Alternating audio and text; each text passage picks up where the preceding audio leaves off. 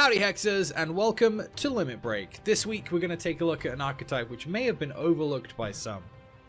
Due to some complications with Sting of the Scorponok back early on in this format, it somewhat led to people building their limited habits around other cards, but Sting of the Scorponok is a very powerful card, and it's certainly one we can build an archetype around. It's pretty much pure condensed power, and it can finish games on the very turn it's played. It can give an aggressive deck exactly what it needs to win, when normally it might start to lose steam and be walled off by the bigger threats that get played after turn 4.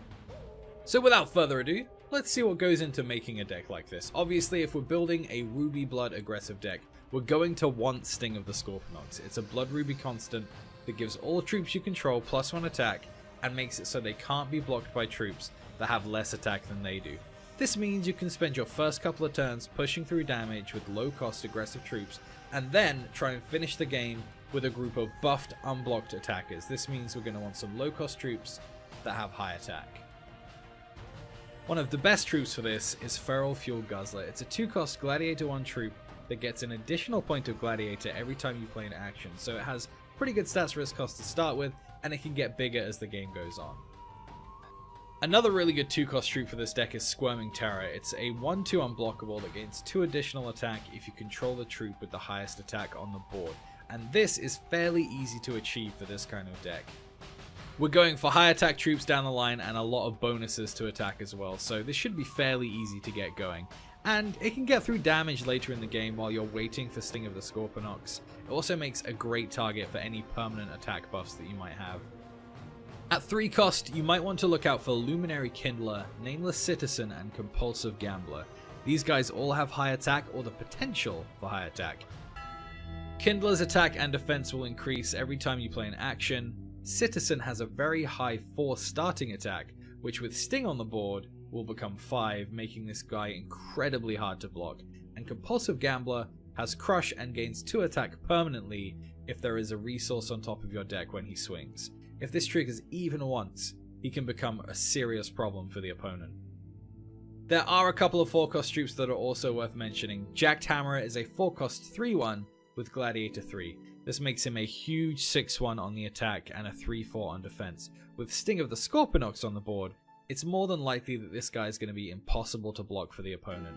Without Sting though, his attack is still huge and he has Crush, so it means that even if you do lose him to a block, he's probably going to take something down with him, along with a few little bonus points of damage to the face as well. I also think that Templar of Lumos is probably worth a mention.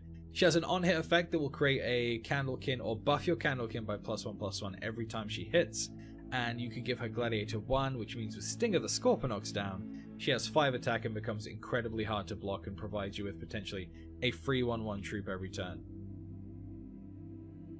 Looking at removal, if you can get your hands on a Dark of Night, I would definitely take it. It's unconditional troop removal at quick speed, with a bonus effect of creating a Nightfall when you use it too.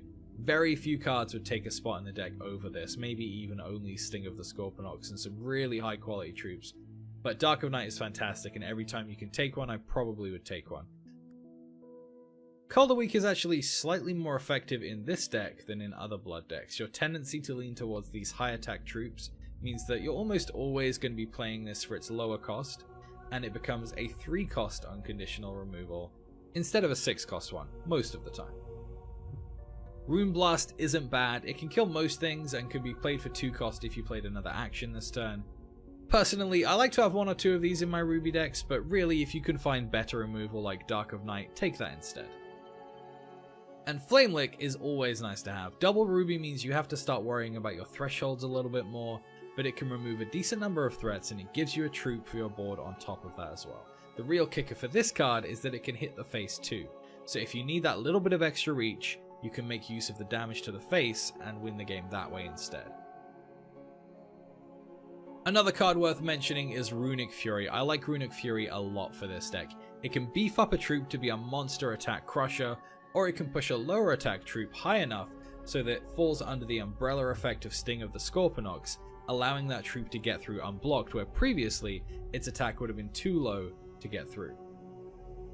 My champion of choice has to be Torque Slamsticks. He has a high health pool and a board-wide attack buff that can coincide with your sting to add a little extra damage to your big push. Adding one extra attack to every troop on your board means that they are that much harder to block if you have Sting of the Scorponok down, and that can mean the difference between 10 damage and 20 damage. If you do go with my recommendation of Torque for the deck, you might also want to consider running Arenama.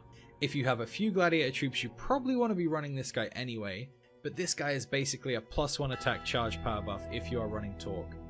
And as I'm sure you've realized by now, adding attack to cards in this deck is a good thing if you have Sting of the Scorponok down. And that about wraps it up for today, folks. Let me know your thoughts on this archetype on the forums or in the YouTube comments below. You can watch my last video by clicking on the left of the screen, or subscribe to my YouTube channel by clicking on the right. I'll be streaming nearly every day on Twitch, so feel free to stop by, and the link to that is below the video. Thanks for watching, guys. I'll see you next time.